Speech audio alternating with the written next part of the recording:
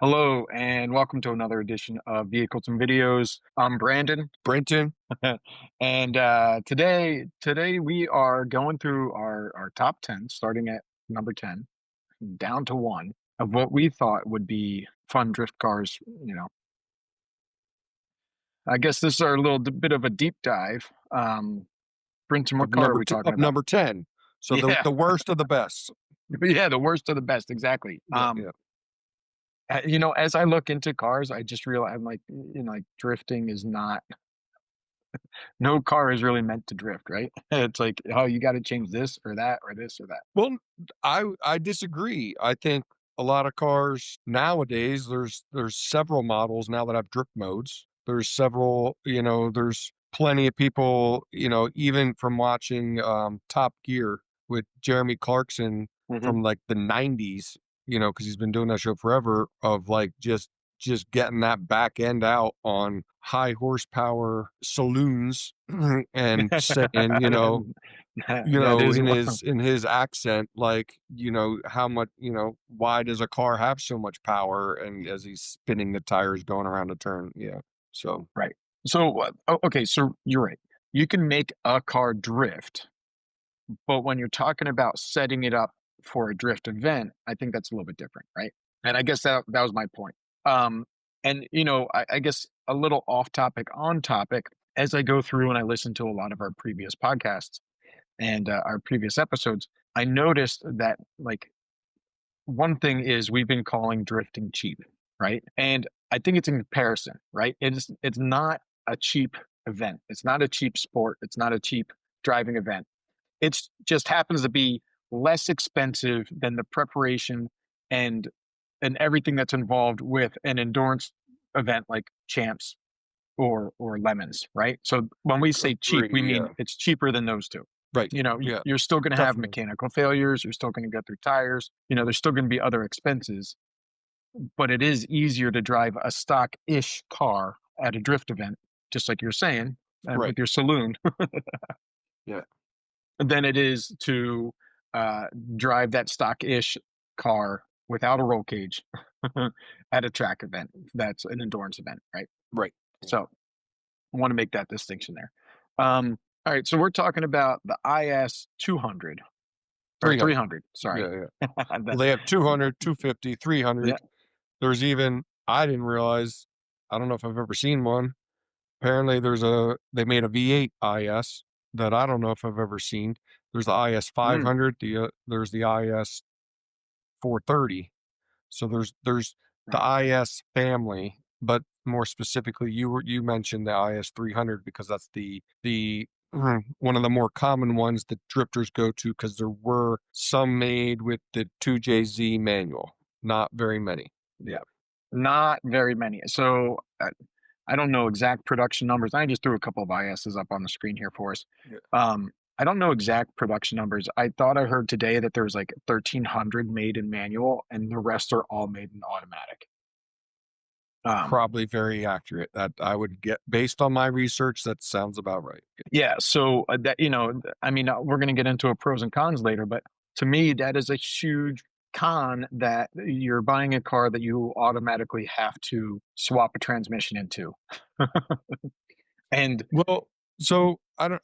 I've done it now that we're down this rabbit hole as far as automatic versus manual. Yes, an enthusiast should have a manual for drifting, but that doesn't mean you can't have a blast and be successful on an automatic. and to be honest, I was half curious, like, well, what if you just put it in like D2 or Yeah, I don't know the yeah, transmission exactly, but a lot of times, especially for that year, you would have like D1, D2, and just yeah. drive, right? So what happens if you just put it in D2 and just pound it on it, But I think one of the, we're jumping right into it. One of the things is if you did go with this car, you're probably going to have to get an automatic unless you wanted to spend the drift tax that you talked about. Yeah. Uh, so you would essentially be getting an automatic, and you would be putting it. You would just hold it in second gear. Yeah, Yeah. yeah.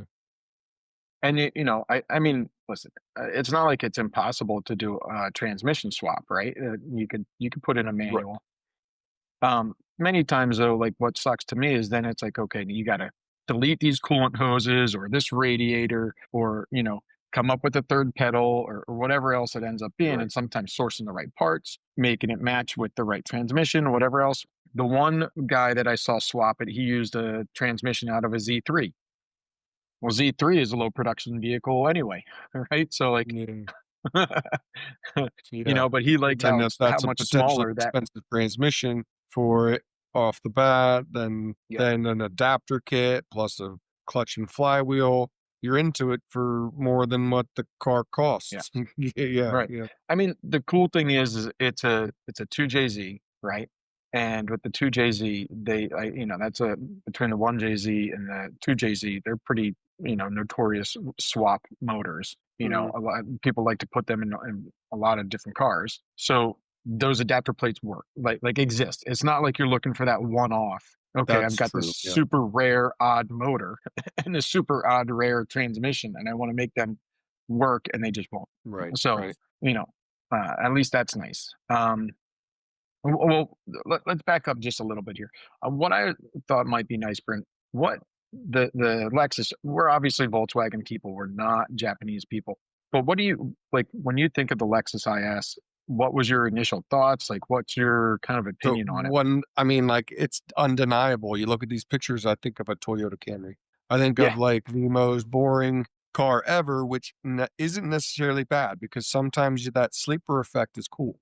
yeah, Having a sleeper kinda car is it has some cool factor to it, but to the untrained eye, that is the Toyota Camry with the Lexus symbol on it instead of a Toyota right. badge. Yeah, yeah. And I think the 1JZ and the 2JZ are people are notoriously labeled as Toyota motors. Okay, So, yeah, you know, yeah. um, but yeah, and really Lexus is the luxury brand of Toyota, isn't it? Yeah, but the Camry never came in rear-wheel drive. Right. There were Good some point. Toyotas that in the rest of the globe came rear-wheel drive, but never in America, and I went down that rabbit hole a while ago. I don't remember all the brand the model names, but essentially, yes, there were some, Toyotas that were rear-wheel drive similar to the Lexus IS300. Gotcha. For me, it's a little bit different. Like, if you look at the black one and the teal one have really great looks, but a lot of the other ones, like especially in that kind of champagne color, you're right, looks like completely like a And Camry. and I feel like every car they sold was champagne. Yeah. Well, Every car was gray or champagne. All the white ones, all the black ones got totaled, and yeah, and only cars that you can buy are gray and champagne, well, yeah. it's kind of funny because I'm sitting here thinking like, man, if I get one of these, I got to get that champagne color. Like, it's going to be a Well, hard that yeah, find. you got no choice, that's it, yeah, yeah. Yeah. um, but yeah, so you're right. I I think if it's done right, if it has the right body kit on it, whatever else, I think it can look a little more stylish. I remember around about the time this came out, so did PlayStation 2, so did Gran Turismo 2, and one of the hot cars for Gran Turismo 2 was the Altezza, right? Which is the IS300 in Japan. Yeah, yeah. And I mean, it was just a fun car to drive, but I never really liked seeing them on the street. Like, I enjoyed it in the game, didn't enjoy it on the street. Mhm. And while this is I think this is suggested because you can kind of find them relatively inexpensive, right? These things, like I've seen manuals, or sorry, I've seen automatics in that like $4,000 range. So they're Yeah. relatively inexpensive. Now with, like, 175,000 miles, but Y- yeah, Yeah. But like you said, is like, man, you change the oil on these and you get them inspected. You're not doing much else true, on true, Toyotas, right? yeah, yeah.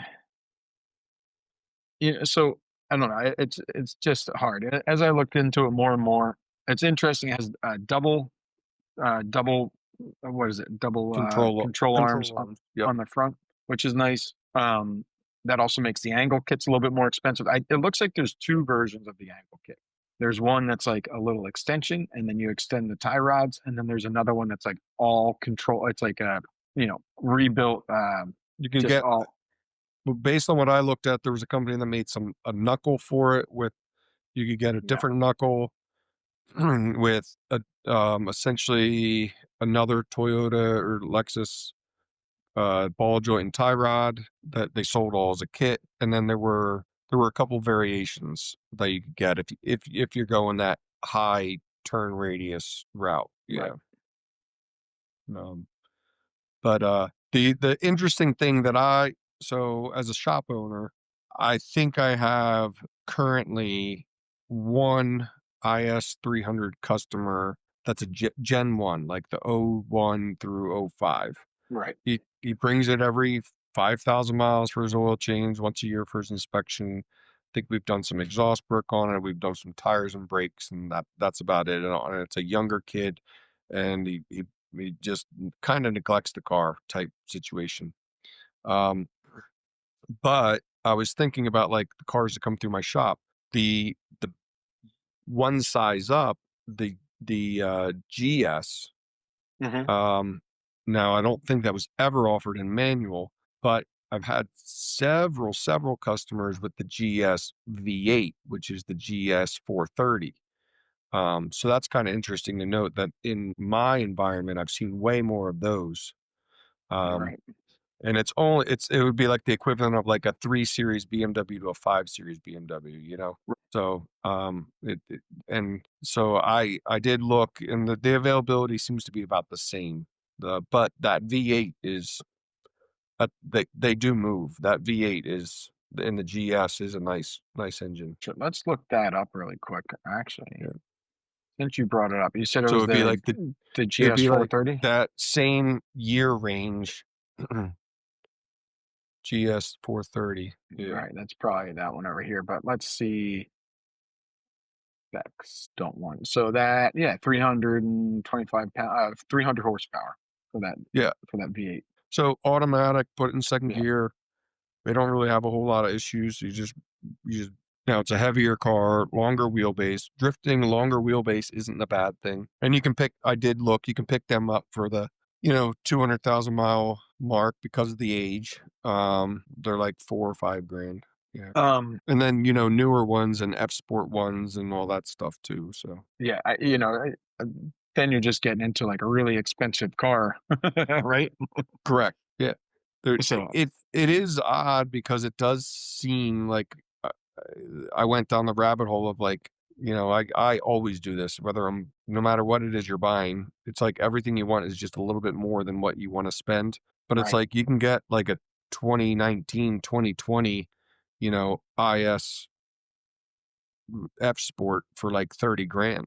And it's like, geez, it's only 5 years old with, the latest and greatest, but you're not gutting the interior, not and putting a race Right. seat in it and doing that. That's like more of a daily driver type thing. Yeah. Yeah.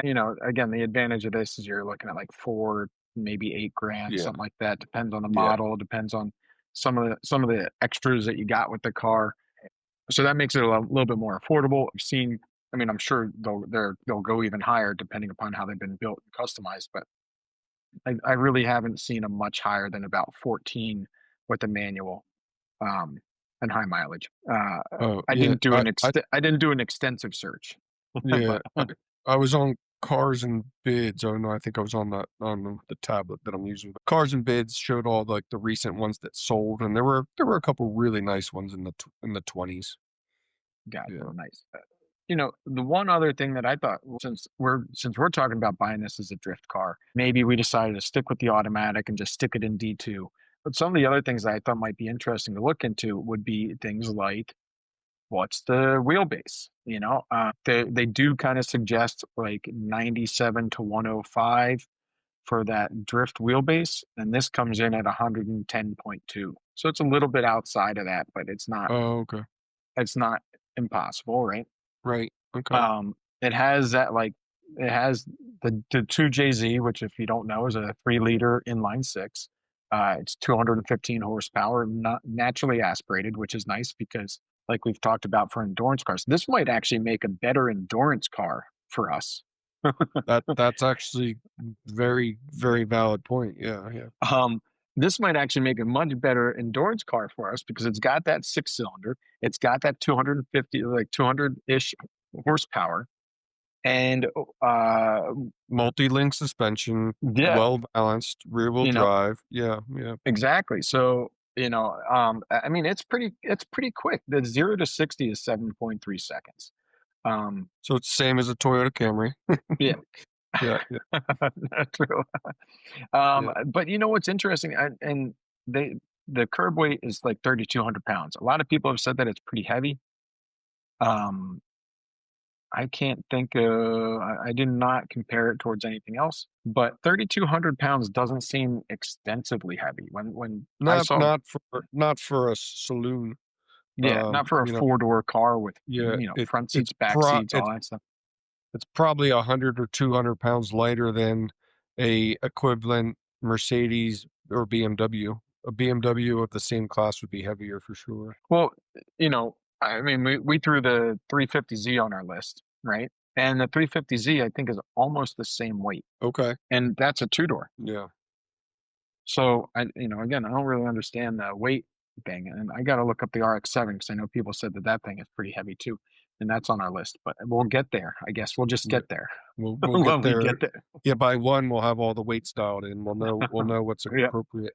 But I would say that weight doesn't seem outrageous. I would say that weight seems very a decent weight, like, as in that's not too heavy, and it's, right. you could do some things to lighten it up if you had to. So I don't know. I'm kind of weird with this. Is like I don't know how I like the idea of a 4-door car with a cage in it. Like I kind of think that once you start to put a cage in a 4-door car, they look ridiculous with it.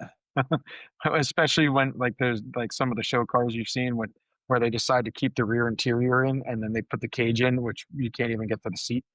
But Yeah.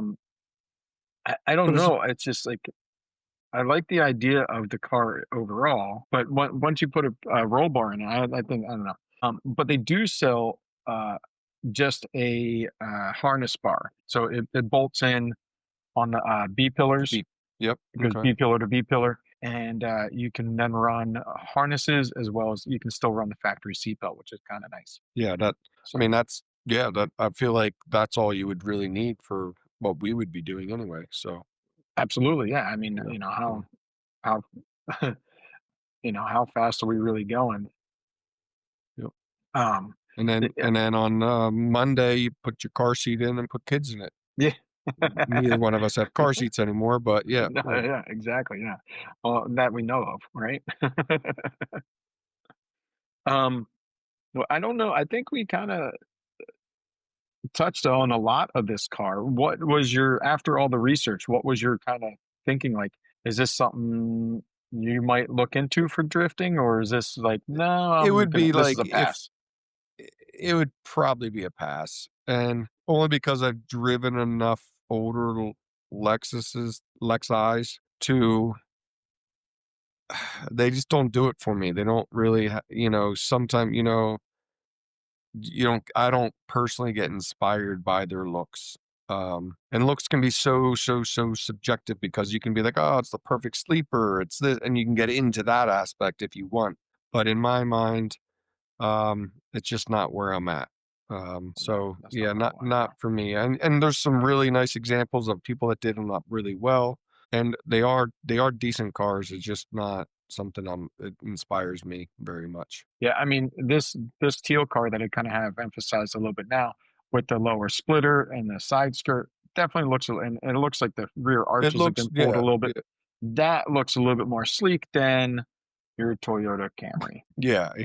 That's what if you found something on Facebook Marketplace, it would be like that, Yeah, but the paint would be faded. One of the bumpers would have, half be torn off. There would be some issues with it for sure. A little exactly. bit of paint work here and there, and it would be like, it would be hard to get into that. Yeah. Let me actually hold on. I think I got a good one for you here. I just didn't wanna do this on camera.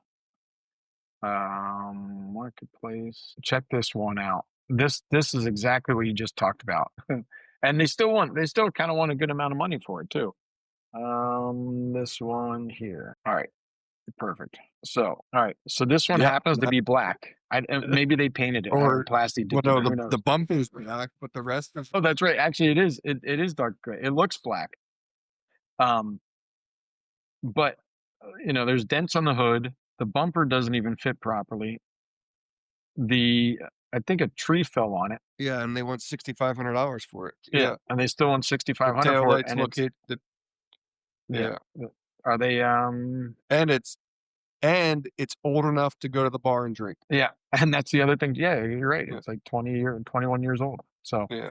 that is that is what you're kind of And it says looking hot at. girls hit curbs, so I don't know. Maybe that's worth another $50. I don't know. Maybe. Yeah, Yeah, no, you know what? I mean, if using that last car as an example, right? Because it's a little bit beat, you don't mind like putting a couple more dents and bruises on it anyway. But, again, I think I'm at the point where I'm not interested in a Lexus for a drift car. I did like the idea that had the 2JZ in it. The 2JZ, you know, takes a turbo pretty easy. It makes a lot of power or could potentially make a lot of power. And I like the idea of building something that we can continue to upgrade rather than like just throw a swap in it. But the swap would probably either be an LS or a 1JZ or 2JZ anyway, right? potentially. Yeah, um, but having this talk here with you now, I do think that would make a really good endurance car if we could find like when that time came and I think that's I where that fits. definitely That's the feel. slot. It fits better. I definitely feel like I would get in a beat up tree fell on it roof Lexus and drive it for 20 hours. That would be more my comfort zone for sure. Yeah, absolutely. Yeah. Yeah. All right. Well, next week, what are we going to talk? We're talking about your number five Oh, pick. oh shoot. Do you remember what my 5 was? I do. Do you? I'll give you a No, hint. the You own paper. it. Wait, the You paper's own over it. here. Hold on, I'll remember. It All right. was I'm putting them on the oh yeah. spot. It was yeah, yeah. It was the car I already own. A Yeah. two-wheel drive manual transmission Toyota Tacoma. Uh yeah, yeah. All right. Yeah. Let's see these. What year was it? I believe it's a 2002, the one I have. Yeah. All right. So The just one I for have is a one owner with 45,000 miles on it. ah, So manual transmission. We did a clutch on it about a year or two ago. It's the club cab short, whatever. So it's not a four yep. door. It's not the and it's two-wheel drive. So it would be like, Probably this little silver one over here, and right? it is silver. Yep. It looks like Yeah. that. Looks exactly like that. There you go. All right. And you know what? I think JA had the same, had a one in blue, just like that. All right. Well, next week we'll be talking about the Toyota Tacoma, another Toyota. It's amazing again, I would not consider myself a Japanese or JDM person. Um, but it's amazing as I've started this podcast how many Japanese cars I've actually talked about. Okay. Yeah. Yeah.